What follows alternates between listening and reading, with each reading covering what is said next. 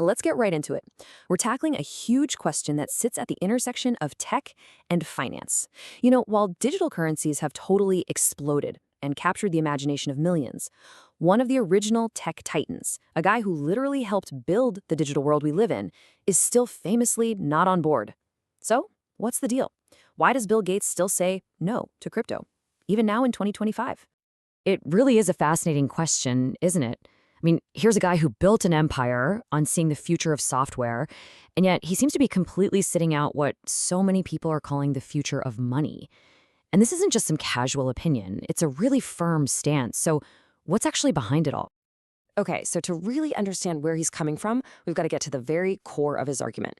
And spoiler alert, it's not about him missing the boat or not getting the technology. For Gates, this all comes down to a really fundamental principle of what value actually is. So here's the bottom line for Gates. A farm, it produces food. A factory makes cars. A software company provides a service, right? They all create something real, something tangible. But in his view, a cryptocurrency doesn't actually produce anything. Its value isn't tied to some underlying asset or a business that's making money. He argues its price is just based on whatever the next person is willing to pay for it. And that, right there, leads to a classic economic problem. And this brings us right to the economic theory that his entire critique is built on.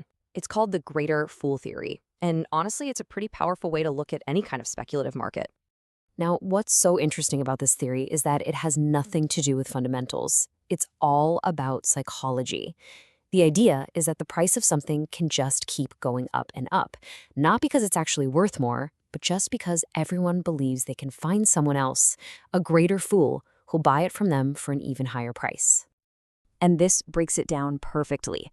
So you buy in, the hype starts building, and the price shoots up. You then sell to someone else who's totally convinced it's going to go even higher. That cycle just keeps on repeating, feeding on nothing but pure optimism, until you just run out of new people willing to buy in. And when that happens, the bubble doesn't just slowly leak air, it pops. And that is the huge danger Gates keeps pointing to. The greater fool theory is basically a high-stakes game of musical chairs. When the music finally stops, whoever is left holding the bag, they could be facing some absolutely devastating losses. He sees it as a system that's just inherently risky, especially for the average person who might jump in at the very peak of the hype. But his concerns aren't just about the money or the theory behind it. They also have a massive impact on the real world. And that brings us to the environmental footprint of crypto. I mean, the whole process of mining cryptocurrencies like Bitcoin takes an absolutely insane amount of computing power. We're talking about giant warehouses full of servers, all running 24/7, and together they use more electricity than many entire countries. For someone like Gates, who's so focused on global challenges like climate change, that level of energy consumption for something he sees as non-productive is a huge red flag. So if Gates is saying a hard no to crypto, where is he placing his bets for the future? This is where you really start to see his vision. He's not anti-tech at all. He's just investing in a very, very different kind of technological future.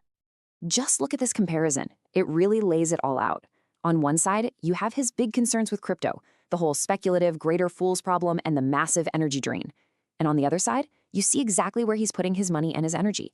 He's betting on tangible technologies that solve real-world problems, things like artificial intelligence that can completely transform industries, global health innovations that actually save lives, and clean energy solutions to power our planet without destroying it.